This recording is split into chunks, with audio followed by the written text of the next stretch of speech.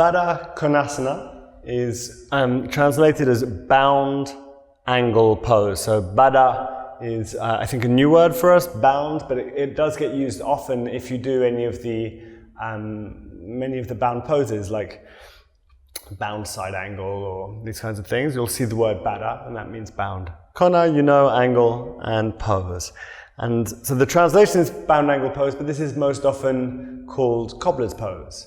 And so to get into this, from legs out straight in front of you, you can do one leg at a time or both legs. Bring the heels towards the perineum, so soles of the feet to touch, and allow the knees to drop open. A couple of options here. Option one is to interlace the fingers around the foot, and then from here, lift the heart up, keep the spine long, and hinging forwards from the hips.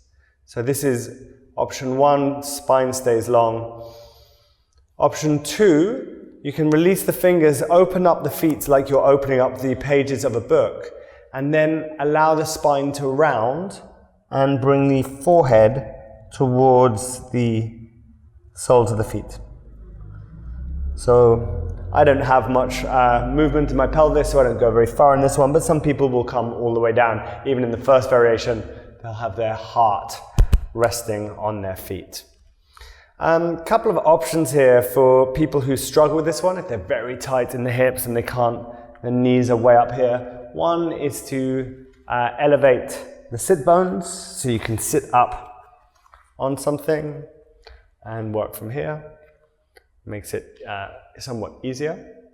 Another issue that comes up is if there's any knee pain, then you might want to have some support. So you can grab the bricks and use them as support beneath the thighs or knees like so, and then it's much more supported. And another nice one for people who are really tight is to sit up on the brick, but do it fairly close to a wall, like I am now. And then have the hands behind you on the wall, fingers pointed, actually I want to split the difference. So hands behind you on the wall, fingers pointed down, and then from here lifting the heart up. And that feels really nice as I lift the weight up, lift my chest up. It actually allows a bit more opening in the hips, allows the knees to drop down a little more.